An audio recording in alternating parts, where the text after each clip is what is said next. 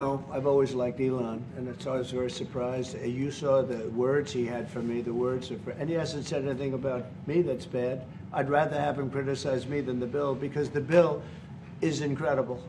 It's the biggest cut in the history of our country. We've never cut. It's about 1.6 trillion in cuts. It's the biggest tax cut. You would say, people's taxes will go way down.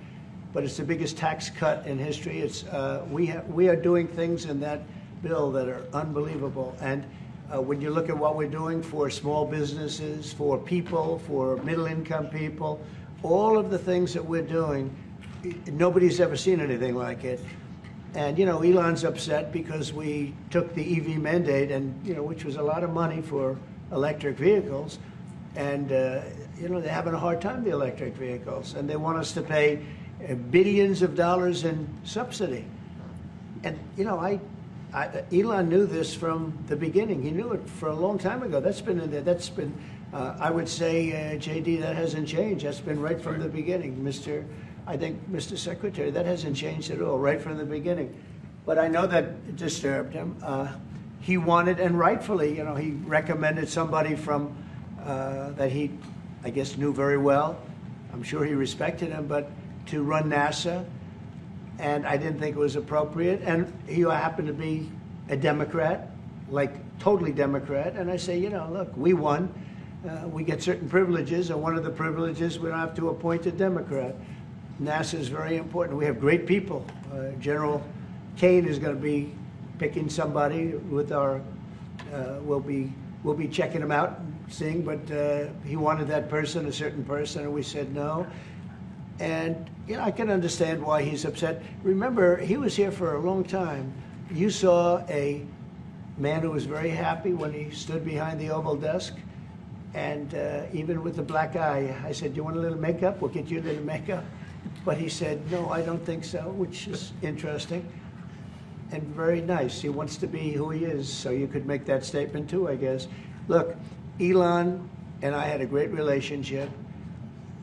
I don't know if we're well anymore. I was surprised because you were here. Everybody in this room practically was here as we had a wonderful send-off. He said wonderful things about me. You couldn't have nicer. Said the best things.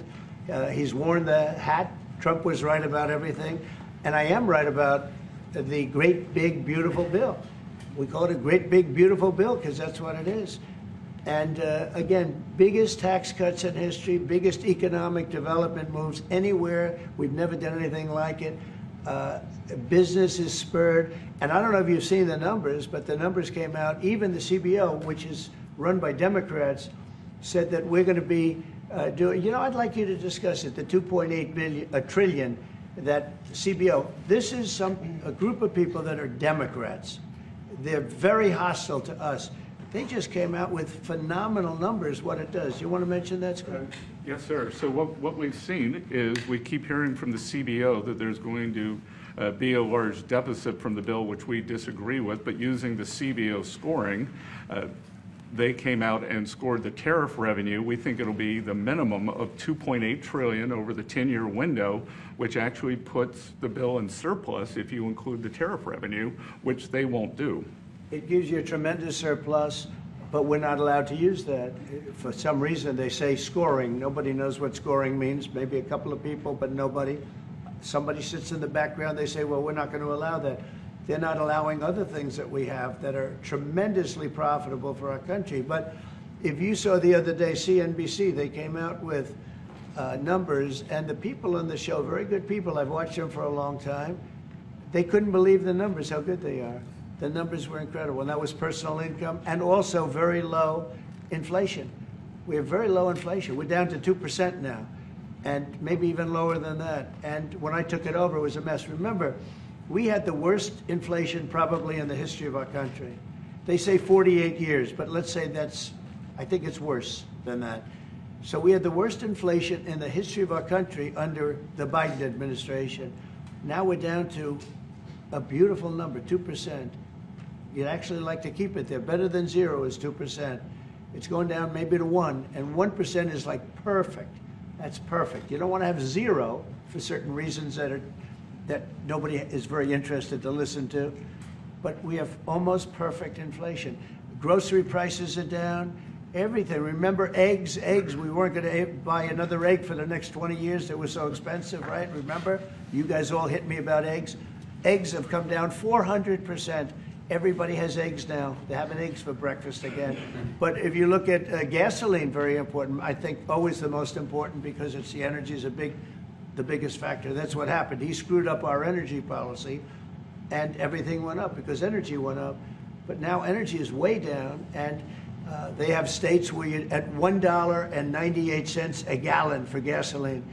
So the costs have come way down, and one of the things I ran on was that. I ran on the border. We have the best border in the history of our country, 99.99%. It was last week, 3 people came in, 2 of them for medical reasons. We let them in because one of them had a heart attack. I think it was a nice thing to do, and one of them had something else.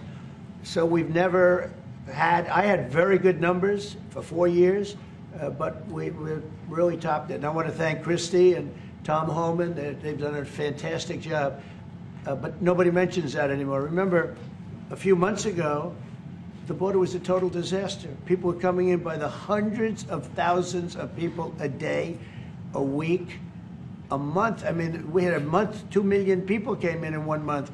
The border was being overrun, and a lot of bad people, criminals, murderers, drug dealers. We had some of the worst people in the world coming in from all over the world. It's totally closed. And you know what? People are coming into our country, but they're coming in legally. So we've done a great job. Elon knew that. Elon endorsed me very strongly. He actually went up in campaign for me.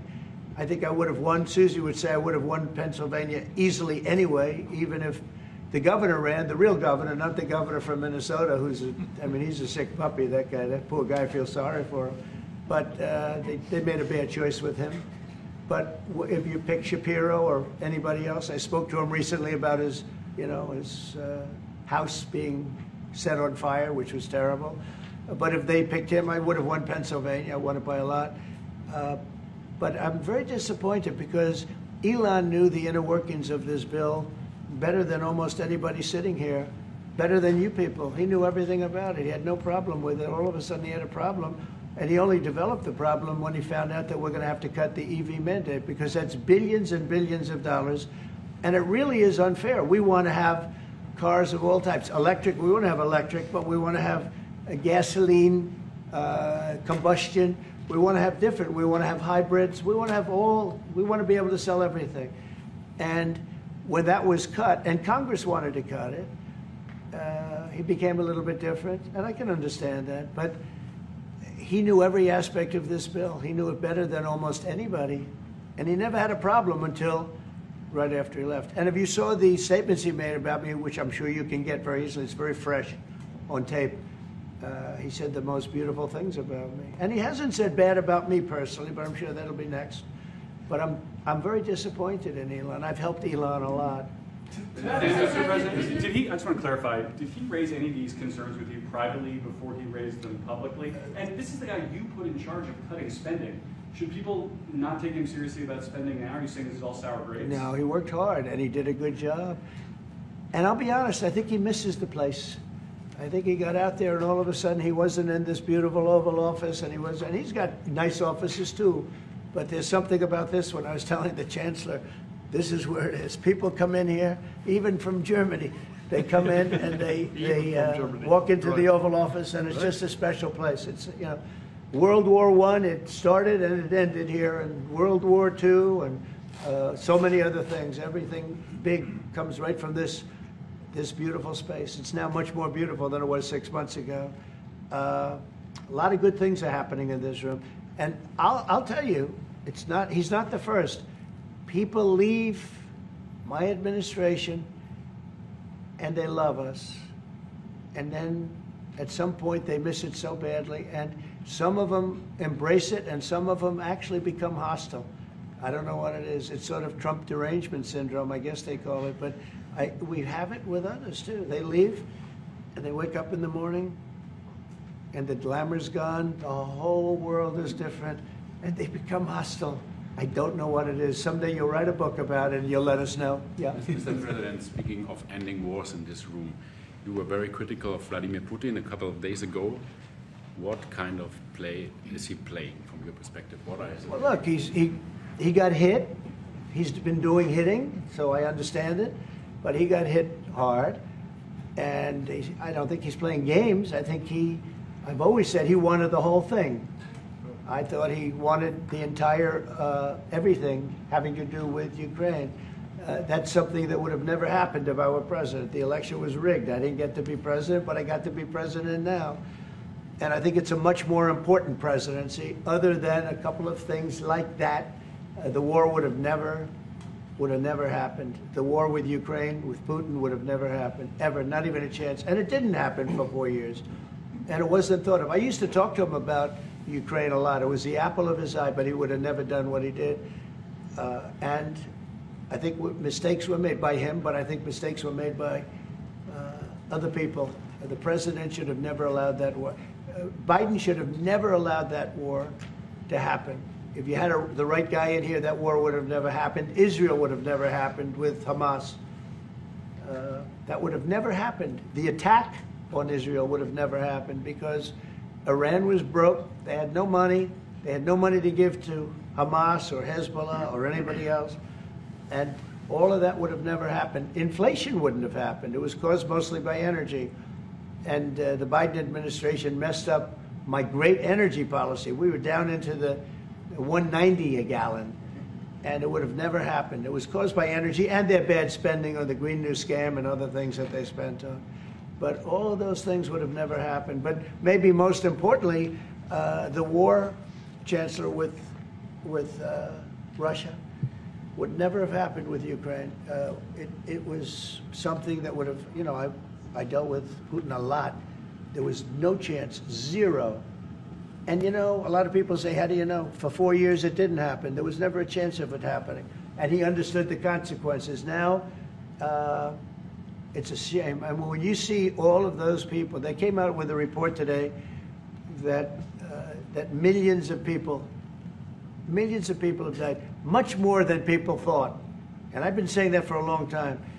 The amount of death in that war is far greater than the news has been reporting, or than, frankly, that either side has been reporting. It's a very sad thing.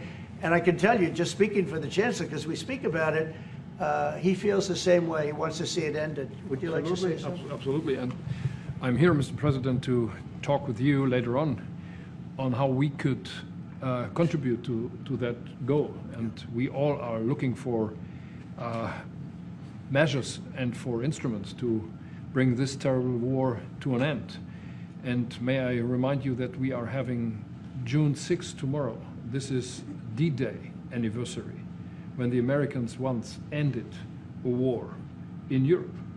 And I think this is in your hand in specific, in ours. That was not a pleasant day for you? No, that was not a pleasant... This was not a great day. In the long run, Mr. President, this was the liberation of my country from Nazi dictatorship. That's true. So, that's true. And we know what we owe you. But this is the reason why I'm saying that America is, again, in a very strong position to do something on this war and ending this war. So let's talk about what we can do jointly, and we are ready to do what we can. And you know that we gave support to Ukraine, and that we are looking for more pressure on Russia.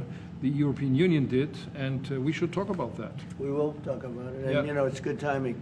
The numbers for our country are through the roof, the economic numbers, because of the election and because of tariffs and other things, a lot of things. But we've had some of the best numbers we've ever had. They were reported yesterday, the day before, and even today. Country's doing really well.